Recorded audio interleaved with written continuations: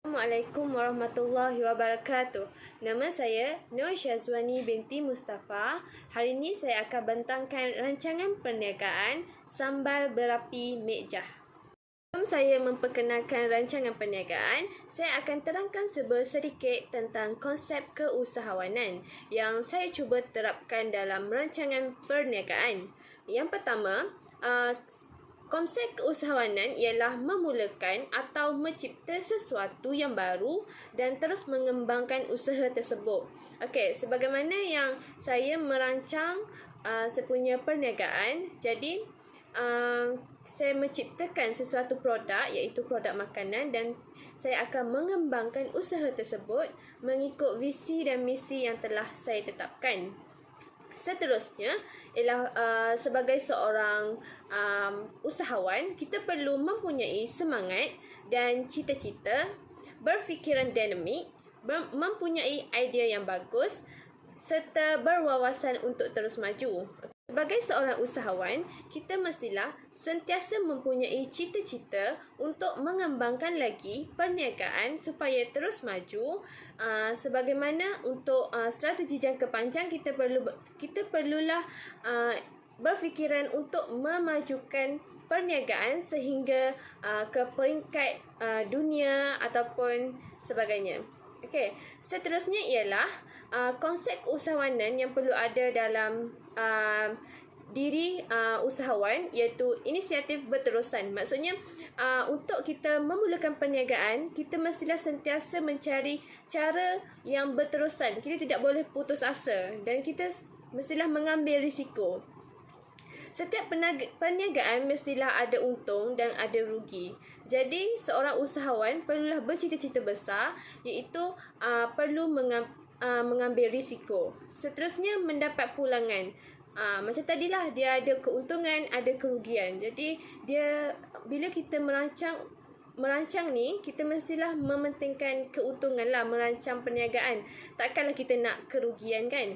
Okay, menggembleng sumber ni, kita mestilah sebagai usahawan, kita mestilah berfikiran untuk mencari sumber yang pelbagai. Terutamanya contohnya kalau nak bina sambal, kan, kita mesti dah cari sumber. Contohnya kalau cili tu yang lebih murah, yang lebih berkualiti. Pasal sumber untuk macam mana kita nak mempromosikan, macam tu. Maksudnya kita sentiasa berusaha untuk dapatkan sumber yang lebih baik. Seterusnya ialah ringkasan eksekutif. Okay, ringkasan eksekutif ni ialah jenis perniagaan yang saya rancang ialah produk makanan, iaitu yang diberi nama sambal berapi Mek Jah. Okey, lokasi perniagaan ni saya merancang untuk membuka satu cawangan, iaitu kedai sambal berapi Mek Jah di Kuala Terengganu. Tapi selain itu juga, saya juga menjalankan perniagaan melalui Facebook, Instagram dan Shopee. Okey, seterusnya ialah tarikh perniagaan dijalankan, iaitu bermula 23 November 2021. Okey, seterusnya ialah tujuan. Tujuan saya membina rancangan perniagaan ni, sebenarnya saya ingin mengembangkan perniagaan ni daripada atas talian kepada kedai sambal berapi Mek Jah. Seterusnya ialah melibatkan kos peralatan seperti rak atau meja kaunter sebanyak yang memerlukan kos yang tinggi dan ubah suai kedai juga.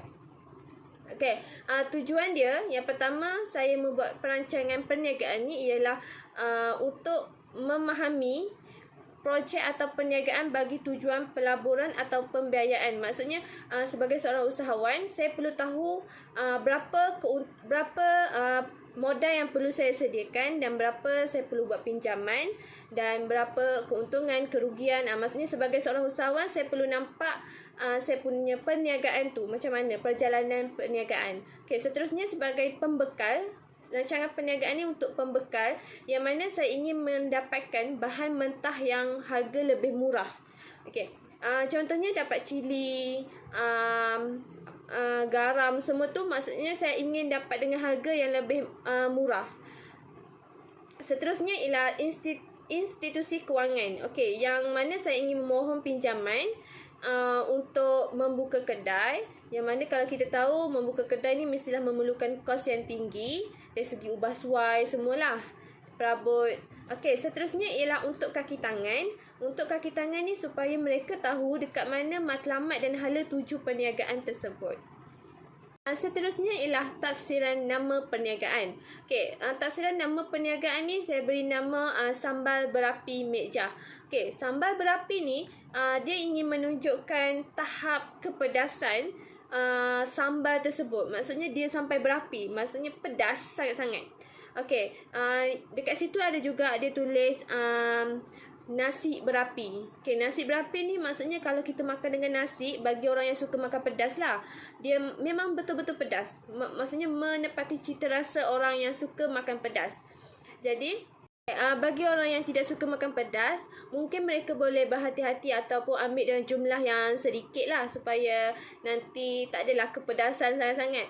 Okey, sebenarnya nama Mek Jah ni ialah nama pemilik resepi turun-temurun daripada nenek moyang. Maksudnya Mek Jah yang memberi resepi tersebut. Okey.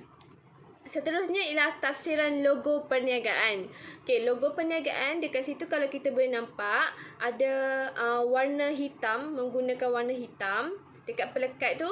Okey, warna hitam ni menunjukkan kekuatan dan kepuasan. Maksudnya bila makan tu kan kekuatan macam pedas. Lepas tu kepuasan ni berpuas hati dengan sambal tersebut. Okey, penggunaan warna merah pada perkataan berapi, kan sambal berapi. Dekat berapi tu ada warna merah. Maksudnya menunjukkan tahap kepedasan lah sambal tersebut. Okey, lambang api tu juga menunjukkan tahap kepedasan. Dia memang buat sambal ni memang untuk orang yang suka makan pedas. Okey, latar belakang perniagaan. Nama diberi ialah sambal berapi Mek Jah. Nombor 16 Persuri Indah, 21700 Go Badak, Terengganu. Okey, sambal berapi Mek Jah ni dia dikilangkan di pembungkusan dia di sambal berapi Mek Jah, kedai sambal berapi Mek Jah 16 Persuri Indah, 21700 Go Badak, Terengganu. Nombor pendaftaran 210840M dan tarikh pendaftaran 4 Ogos 2020. Okey, latar belakang perniagaan. Email dia sambal berapi Mek Jah .gmail.com 7074224951 CIMB Bank, dan boleh hubungi 0113626949 kalau ingin membuat tempahan. Okey, latar belakang pemilik semestinya saya, iaitu Nur Syazwani binti Mustafa, dan nombor IC 991119116016. Okey, boleh hubungi nombor yang sama untuk sambal Mek Jah.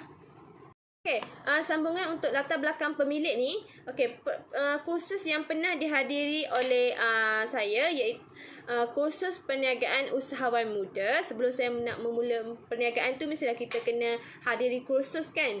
Okey, jadi saya juga menghadiri kursus kewangan syarikat untuk menguruslah kewangan, macam mana keluar masuk duit, dan saya juga menghadiri seminar keusahawanan. Okey, saya mempunyai kemahiran dalam IT dan komputer. Seterusnya ialah pengalaman. Saya pernah menjual sambal berapi ni dekat kedai runcit. Sebelum saya membuka kedai, saya pernah letak dekat kedai-kedai runcit. Dan saya pernah menjual di Shopee dan media sosial lah, macam Facebook, Instagram. Okey, status perkahwinan ialah bujang. Okey, untuk lokasi tapak projek ni, saya telah memilih kedai yang berhampiran dengan Speedmart dan butik dekat yang, tapi kedai tersebut berdekatan dengan Universiti Sultan Zainal Abidin. Jadi saya merasakan yang tempat tersebut sangat strategik lah untuk saya memperluaskan lagi saya punya perniagaan. Okey, ni pula merupakan pelan lantai kedai. Okey, pelan lantai kedai ni dia memanjang ke belakang. Dia kecil tapi dia memanjang ke belakang. Jadi saya telah membahagi dua, yang mana untuk bahagian depan untuk saya membuka kedai, manakala bahagian belakang kedai saya telah membuat satu tempat untuk pembuatan dan pembungkusan sambal. Okey, ni merupakan saya punya kedai lah. rak semua. Dan ni ialah pelan lantai untuk saya punya tempat pembuatan dan pembungkusan sambal tu. Kat depan tu kedai, dekat belakang tu tempat saya tu buat sambal. Ada store, ada tempat prosesor sambal, masak semua bahan mentah. Okey, kenapa saya pilih lokasi tersebut? Yang pertama ialah berdekatan dengan jalan raya. Maksudnya dia bila berdekatan dengan jalan raya ni, dia merupakan ramai orang lalu lalang. Jadi tak adalah jauh jauh daripada orang kan. Okey, seterusnya ialah berdekatan dengan pusat beli belah utama. Okey, maksudnya pusat beli belah utama macam Speedmart kan, orang selalu beli bahan mentah juga. Lepas tu dekat situ pun ada tumpuan ramai. Contohnya KFC, pizza. Untuk pelajar-pelajar universiti, dia akan, maksudnya bila dia datang pizza, KFC, tapi dia boleh singgah untuk beli sambal juga untuk makan pada esokan ke bila mereka di bilik. Okey, lepas tu kos harga kedai tu lebih rendah. Dan saya sewa kedai yang kecil dan saya rasa bersesuaian dengan saya punya kemampuan untuk membuka kedai tu lah. Contohnya dekat situ dah ada tandas, surau dan sesuai untuk saya proses untuk buat sambal. Seterusnya ialah rancangan organisasi. Untuk rancangan organisasi ni, visi saya ingin menjadikan perniagaan saya ni peneraju dalam pengeluaran sambal berapi yang di Malaysia berasaskan warisan masyarakat Malaysia. Maksudnya dekat sini saya ingin memastikan yang sambal berapi ni dia masih mementingkan kita punya ni lah, turun-temurun daripada nenek moyang. Dia bukannya dah dicampur dengan bahan-bahan yang terkini. Maksudnya banyak campuran yang tidak elok kan. Ada agino semua tu. Okey. Seterusnya ialah misi. Misi saya untuk mengeluarkan dan membekal produk makanan sambal berapi yang menepati citarasa tempatan dan antarabangsa. Okay, kita akan memastikan bahawa sambal berapi ni dia dapat dia mendapat tempat di hati orang tempatan dan juga antarabangsa. Okey, matlamat yang pertama, memperolehi keuntungan semestinya lah dan terus kekal sebagai organisasi berdaya saing. Seterusnya, perniagaan ini terus unggul dan memberi perkhidmatan yang terbaik untuk pelanggan. Lepas tu, mewujudkan hubungan baik antara pihak pengurusan, pekerja dengan pelanggan. Nanti tak adalah menimbulkan isu yang mana pihak pengurusan ni menindas pekerja macam dah. Seterusnya, kita mestilah memastikan kebajikan pekerja terjamin.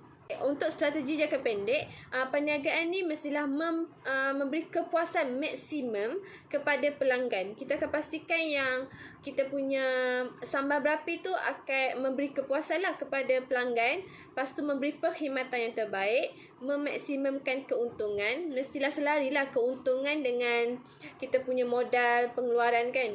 Lepas tu sambal berapi ni mengikut standard citarasa rakyat Malaysia dengan meluaskan pasaran. Kan sekarang ni kan maksudnya untuk jangka pendek ni, bila kita dah buka satu kedai tu, pastikan yang jualan dia semakin meningkat. Barulah kita boleh memikirkan strategi jangka panjang. Okey, untuk strategi jangka panjang, kita sentiasa menyediakan sambal berapi ni mengikut piawaian standard. Maksudnya untuk jangka panjang tak adalah cita rasa sambal tu berubah. Kan ada setengah produk yang semakin lama dia semakin kurang dia punya cita rasa tu kan. Okey, seterusnya kita akan mengekalkan harga yang standard. Maksudnya harga tu mestilah mendatangkan keuntungan juga dan tidak membebankan pelanggan. Dengan memaksimumkan kepuasan pelanggan, meluaskan pasaran dengan membuka cawangan di setiap negeri di Malaysia. Maksudnya untuk jangka panjang kita akan pastikan bukan hanya di Terengganu sahaja yang kita buka, tapi di seluruh negeri. Okey, rancangan pentadbiran. Ini merupakan rancangan pentadbiran yang mana pengurus besar mestilah saya, Nur Syazwani binti Mustafa. Dan kan perniagaan ni masih kecil-kecilan. Jadi untuk pengurusan kewangan pun saya, yang mana saya akan pastikan keluar masuk duit dengan memastikan akaun dengan penyata kewangan tu stabil. Dan untuk pengurus operasi iaitu Azharatul Asadah, dia untuk memastikan stok mencukupi dan selamat. Operasi perniagaan tu berjalan dengan lancar. Okey, untuk pengurusan pemasaran juga ialah saya, iaitu saya akan pastikan strategi pemasaran, macam membuat promosi, okey, dan memastikan kualiti perkhidmatan yang diberikan ni memuaskan hati pelanggan. Okey, untuk pengurusan pentadbiran iaitu Azharatul, dia akan memastikan pentadbiran berjalan lancar dan menjaga kebajikan pekerja. Kita akan masuk jadual tugasan pekerja. Okey, untuk pengurus besar ni kan perniagaan ni masih kecil. Jadi pengurus besar ni yang akan menghasilkan sambal, mengawal perjalanan perniagaan tu supaya berjalan dengan lancar dan menyelesaikan masalah yang ada. Okey, kita ada pekerja jurujual yang mana mengurus dan menyusun stok di kedai. Dia juga merekod jualan dan menjaga keperluan kedai. Seterusnya memasakkan jualan secara atas talian. Okey, untuk pekerja pembungkusan di bahagian belakang, dia akan membantu menghasilkan sambal, membungkus sambal dari segi pelekat, masukkan dalam botol dan sebagainya, dan menyusun stok di store dan diagihkan kepada jurujual lah. Okey, jawatan dan bilangan pekerja. Untuk pengurus besar ada 1 orang, kerani ada 1 orang iaitu Azharatul, jurujual tu ada 1 orang, pekerja pembungkusan ada 2 orang. Okey, berikut merupakan jadual imbuhan pekerja yang mana pengurus besar gaji dia 2,100 dan berikut merupakan dia punya KWSP lah 252 per keso, dan jumlah gaji yang perlu dibayar iaitu RM2,387.85 dan untuk kerani juga gaji dia 1,700 dan dia akan dibayar KWSP dan per keso, dan gaji yang didapat iaitu RM932.85.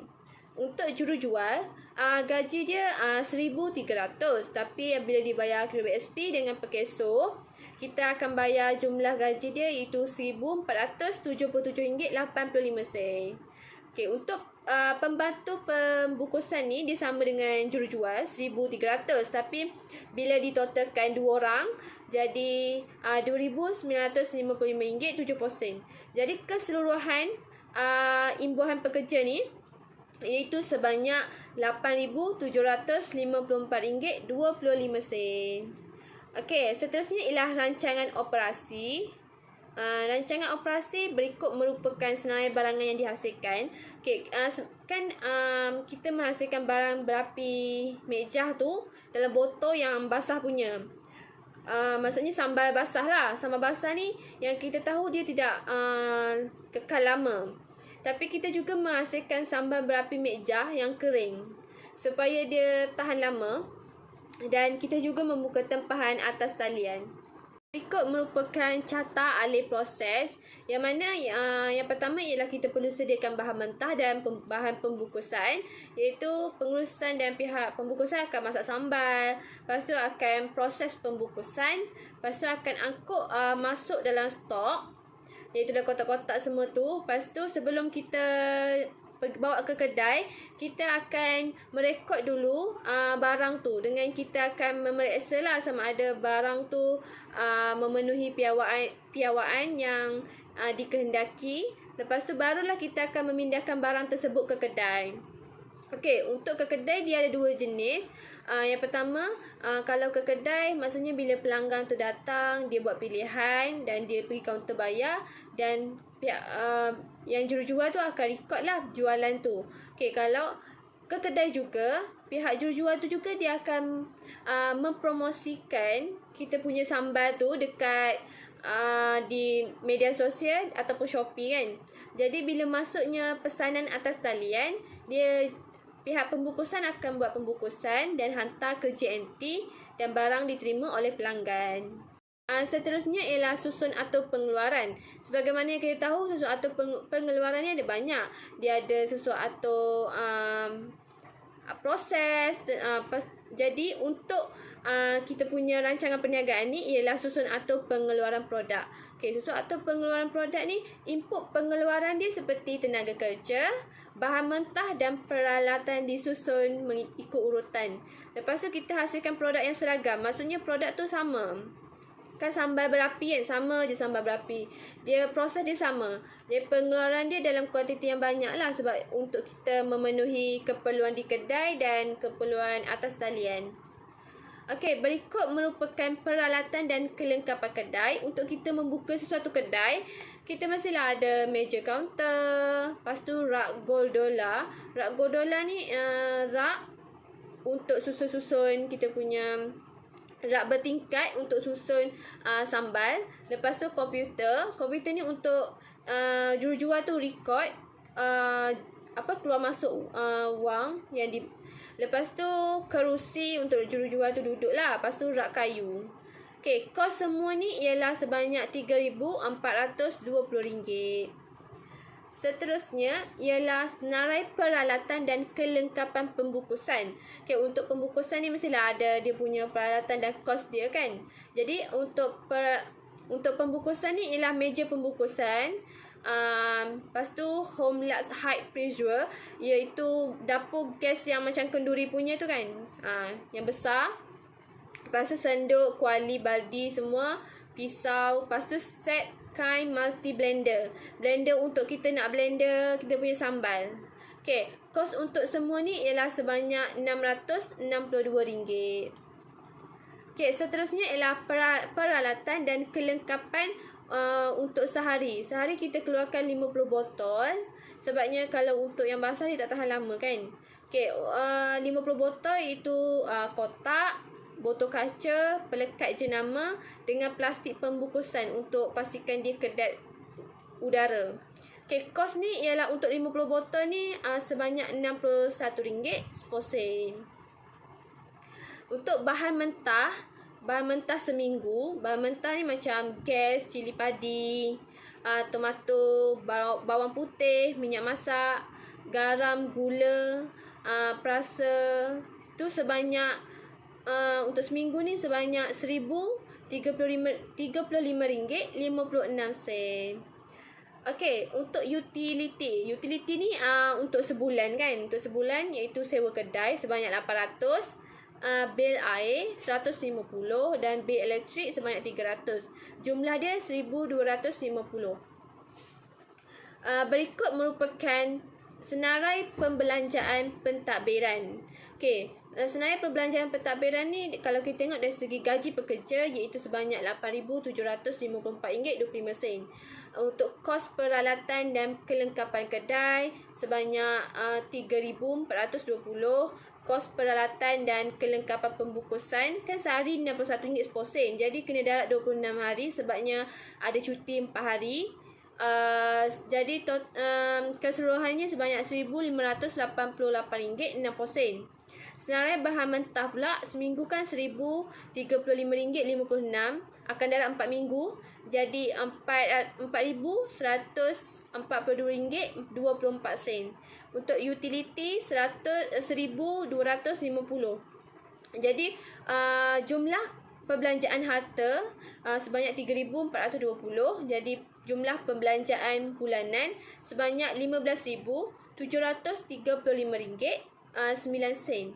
Okey, untuk gaji pekerja ni kita menggunakan modal yang pihak pengurusan lah modal dia. Tapi untuk kos peralatan dan kelengkapan kedai, kos peralatan pembungkusan dan senarai bahan mentah ni kita ingin membuat skim pinjaman, iaitu memohon untuk pinjaman. Utility ni menggunakan modal. Okey, berikut merupakan sasaran jualan. Sasaran jualan ni pada bulan Disember kan kita akan mula perniagaan ni bulan November. Jadi kita akan mula untuk sebulan, bulan pertama iaitu pada bulan Disember. Kita akan sasarkan jualan botol sebanyak 1,000 iaitu 18,000 harga dia. Dan untuk Januari meningkat sebanyak 50 botol dan Februari 1,200. Untuk bulan Mac kita akan meningkat lagi 1,400. Bulan April 1,450. Bulan Mei 1,600, bulan Jun 1,660, bulan Julai 1,700, bulan Ogos 1,800, September 1,900, Oktober 2,100 dan November 2,300. Okey, bermula daripada Mac sampai November, kita akan menggandakan kita punya pengeluaran bahan mentah lah. Kan tadi bahan mentah dengan pembungkusan tu kita buat hanya untuk stok 50 botol satu hari. Jadi kalau 50 botol satu hari, dia hanya memerlukan 1,300 sahaja sebulan. Jadi apabila bulan Mac kita memerlukan 1,400, bermakna kita perlu menggandakan, kita perlu meningkatkan lagi kita punya kos pengeluaran. Ini merupakan sasaran untung. Pada bulan Disember ni kita tak banyak lagi untung lah sebabnya baru buka kedai kan. Keuntungan dia sebanyak 2,264 dan Januari 3,164, Februari semakin meningkatlah 5,864, Mac 6,091 ringgit, April 6,991, Mei meningkat lagi, Jun 10,771, Julai 11,491, Ogos meningkat lagi, September dah meningkat, terus meningkat sampai November tahun 2020 sebanyak 19,934, yang mana jumlah dia keuntungan yang kita dapat iaitu RM116,266.36. Okey, seterusnya ialah rancangan pemasaran. Untuk rancangan pemasaran, kita akan membuat analisa pasaran. Analisa pasaran ni kita akan tengok sama ada produk sambal berapi tu dia memenuhi kehendak atau keperluan. Dia boleh jadi kehendak yang mana bagi suri rumah ataupun orang-orang yang masak dekat rumah kan, dia maksudnya sambal berapi ni mungkin kehendak, tapi dia menjadi keperluan kepada setengah pelajar yang tidak boleh masak kan dekat asrama, dan dia boleh jadi keperluan juga untuk orang yang suka makan pedas. Okey, seterusnya ialah persaingan dalam pasaran. Persaingan ni kita boleh tengok dekat sebelah kedai tadi kan ada Speedmart. Speedmart tu pun ada menyediakan sambal-sambal juga. Jadi berikut merupakan persaingan jugalah. Okey, seterusnya ialah profil sasaran pelanggan. Okey, kita menyasarkan pelanggan kita ialah pelajar universiti. Kan dekat situ kan dekat berhampiran dengan universiti. Jadi kita menyasarkan pelanggan kita pelajar universiti lah yang paling ramai. Seterusnya ialah suri rumah ataupun pekerja yang bujang. Kalau malas masak kan, maksudnya dia boleh makan dengan ni je lah, dengan sambal tu, boleh buat kuah nasi, dan peminat orang yang suka makan pedas.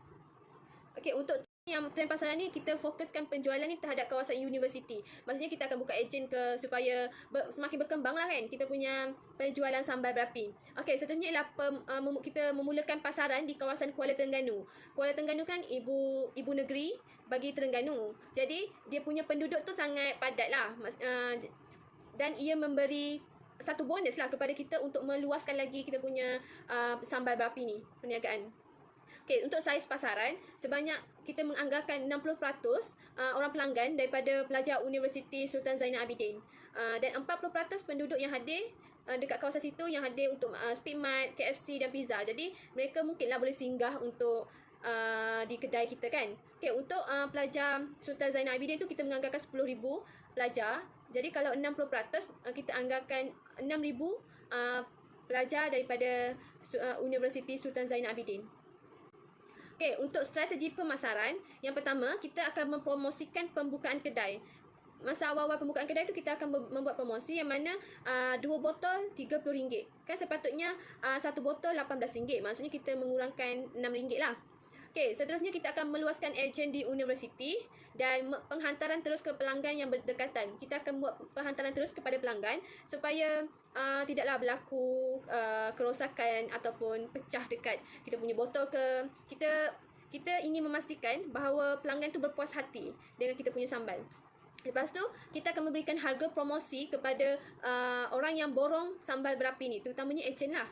Contohnya, kita akan melebarkan sambal berapi ni di pasaran di Terengganu. Maksudnya, kita akan letak di mana-mana pasar raya, supaya kalau orang datang pasar raya pun, mereka dah boleh, dah boleh beli, walaupun tak datang ke kita punya kios.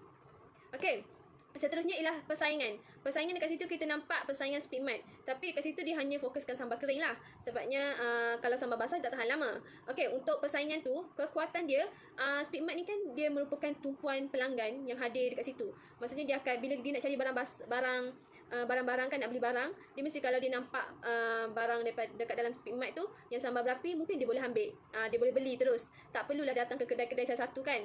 Contohnya dia sambal kering ni tahan lama. Okey, tapi kelemahan dia tiada hebahan ataupun promosi. Maksudnya harga dia tu tak sama je. Lepas tu cita rasa dia tidak menepati standard dan harga produk lebih mahal. Okey, untuk aspek kewangan, berikut merupakan jadual pelaksanaan projek yang mana perancangan dia bermula daripada bulan 1 dan kita mula mengenal pastilah jenis produk apa yang kita nak keluarkan. Tu untuk bulan 2 dan bulan 3. Untuk kita kena pasti peralatan yang diperlukan dengan pengiraan jumlah modal lah. Barulah kita fikir untuk kita buat rancangan kita punya perniagaan ni untuk minta kita punya pinjaman supaya kita punya perniagaan dapat mula beroperasi sebagaimana yang ditetapkan kan. Okey, kita mula memohon pinjaman di institusi kewangan pada bulan April, bulan 4, 5 dan 6. Dan kita mula mempromosikan dekat media masa lah. Maksudnya akan ada pembukaan kedai bermula pada bulan Jun, Julai, Ogos, September, November dengan Disember. Untuk kita memulakan operasi perniagaan ni, kita mula pada bulan Oktober. Dan kita menawarkan promosi pun semasa bulan Oktober juga. Sebabnya kita nak memperkenalkan kita punya sambal dekat orang ramai dan kita nak memperkenalkan kedai. Okey, berikut merupakan rancangan kewangan yang mana belanjawan permulaan, iaitu kita kena daftar perniagaan lah, SSM. Lepas tu deposit sewa, lesen perniagaan, lesen papan tanda semua tu kan. Tu jumlah dia sebanyak RM1,470, yang mana untuk aset tetap macam papan tanda, rak, meja kaunter, komputer, rak kayu, home lux height dengan set kain multi blender, lepas tu dengan keperluan memasak macam sendok semua tu, yang tu memakan perbelanjaan sebanyak RM4,022. Untuk modal pusingan pula, maksudnya bahan mentah, bekalan bahan mentah, sewa kedai, bil air dan elektrik, upah pekerja ni sebanyak RM6,869.85. Lepas tu lain-lain perbelanjaan. Contohnya untuk kita iklan dan promosikan sebanyak RM250. Jadi dia punya jumlah sebanyak RM12,311.85. Okey, bagaimana kita tahu tadi, kita telah menyasarkan, saya telah mengeluarkan modal sebanyak RM8,000 dan kita punya harga yang untuk gaji pekerja dengan utility tadi hanya jumlah RM7,895.75. Jadi untuk kita punya pinjaman, kita telah membuat pinjaman sebanyak RM10,000, iaitu yang mana sebanyak RM9,150.24 untuk kita punya kos bahan mentah semua tu pembungkusan. Jadi untuk jumlah modal dengan pinjaman yang kita keluarkan sebanyak RM18,000 dan untuk harga pengeluaran semua tu sebanyak RM17,045.95. Sebagai rumusan, saya berharap bahawa kertas rancangan perniagaan ni dapat diterima untuk kita punya pembekal dengan untuk pinjaman, dan saya juga berharap bahawa perniagaan ini terus maju dan mendapat perhatian dan kepuasan di hati pelanggan. Okey, itu sahaja. Sekian, terima kasih.